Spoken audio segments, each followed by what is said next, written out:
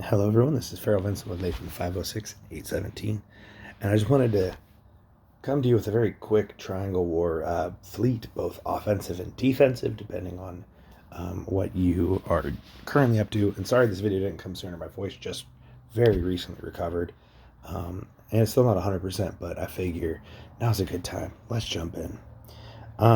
So I've already got my defense fleet set. I'm not going to change anything, but I just want to show you what I picked and explain the reasoning.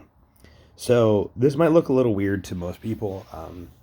Obviously, shredders are really good troops, right? And a lot of people will use heavy shredder front lines, but the axes are generally a better troop on defense if it's the higher tier. So in this case, I have the T11s. They are better than the T10s, and their passive ability is a 50% reduction to damage for basically 50% of the fight versus the shredders that gives you a 34% reduction to damage for 50% of the fight. They're almost the exact same troop, but on defense, the Titan infantry or the infantry in general, the axes, they are better. And I'll show you a hit where I got destroyed by a monster, and yeah, we'll hopefully show that off. Who is my tomorrow opponent while I'm here, anyways? Okay, these are the important guys to beat. We're going to have such a hard time on this global conquest, though. Or sorry, not global conquest, Triangle War. All right, so obviously we're 5th right now. We need to get up to 3rd. So the first thing we're going to do is we're going to activate our hour long buffs. I could fleet expand, but I just don't have the gold. So I used it for power instead of for this. So I like to do the same thing as my uranium mine formation. So a lot of people will do like a 1-1-98 style thing where they add a little bit more front line. Don't do that.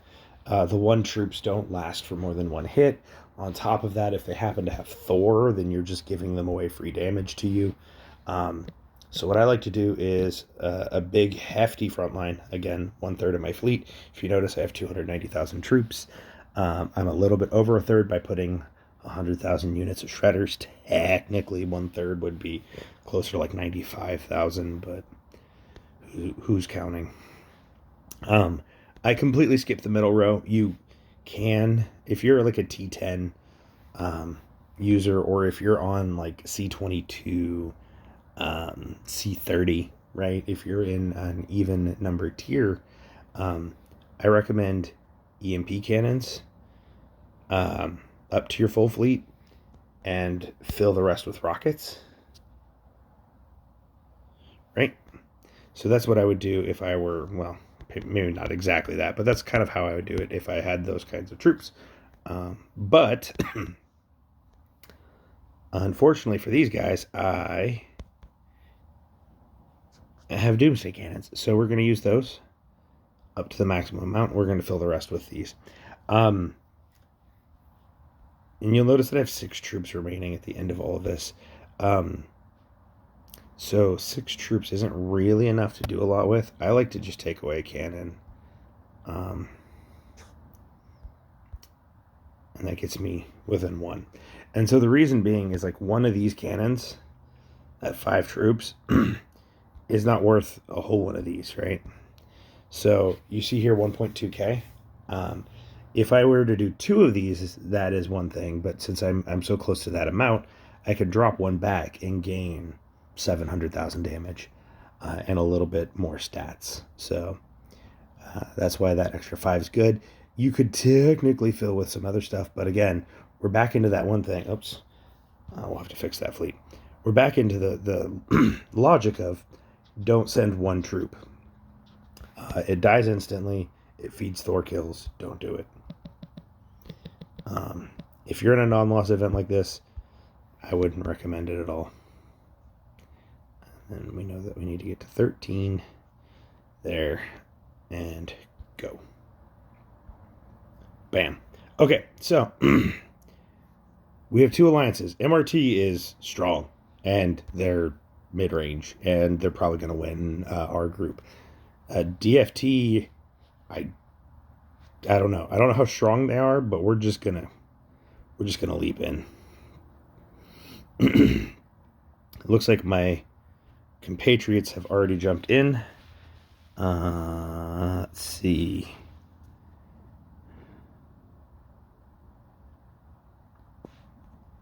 Attack reports.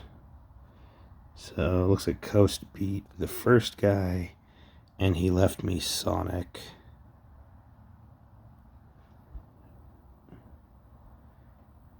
Which one of you two is Sonic? G3. Okay. Goodbye, Sonic. So yeah, we're gonna melt this guy real quick. And a lot of what you do in this is you can click on these various tiles to unlock further space, right? Don't have any buffs, it's fine. I'm just gonna go for it. So you can unlock the tiles to go for further spaces.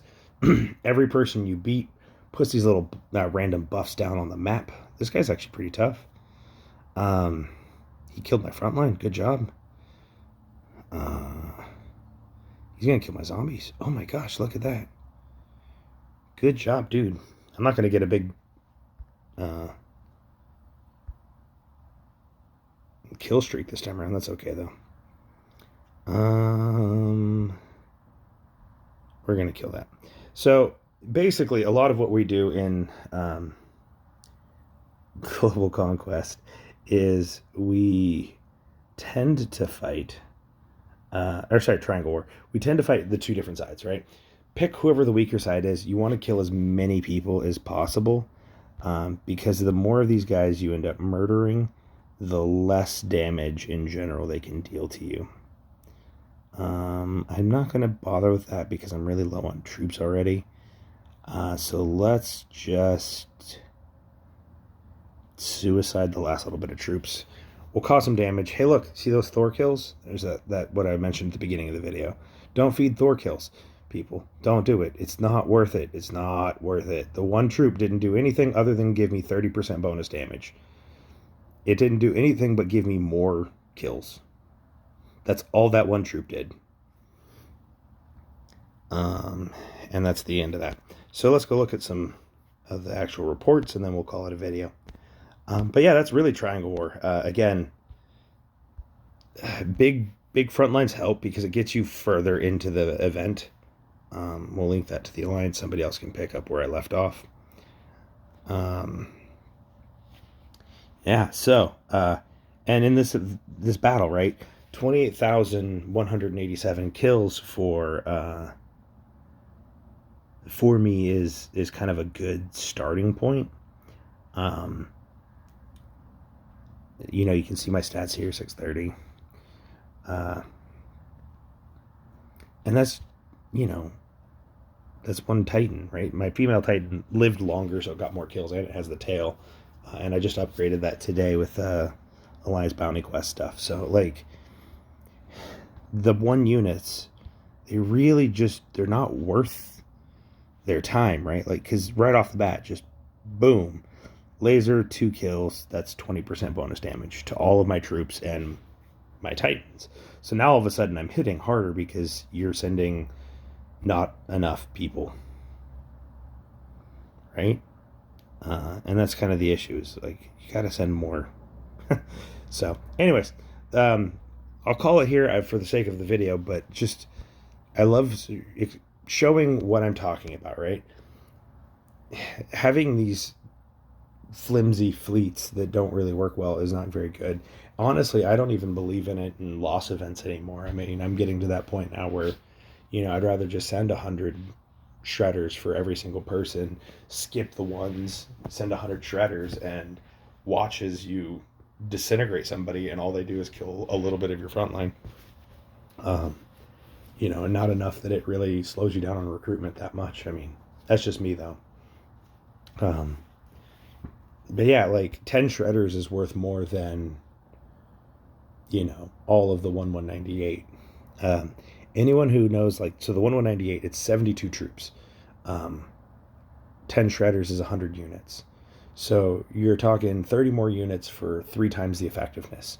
And if every single person does it, you know, and you have 10, 20, 30 people in there, you're going to actually have a frontline show up to that fight. But anyways, that's a video for another time. Sorry I rambled a little bit there. But again, if you guys enjoy my content, please like, comment, and subscribe. We're growing. It's been awesome. I really appreciate it. Thank you guys for the growth that you've helped me with while I've been unable to speak, really, because the channel has continued even though I have not been able to make videos. So expect to see these more often. Expect to see live streams as often as I think is necessary. I don't want to overdo it. There's not stuff to show you guys every day in AOZ. However, events do matter, and I will probably live stream a lot of events and how I think and how I do things. So subscribe to the channel if you want to check that kind of content out. And thank you guys so much. Have a good rest of your day.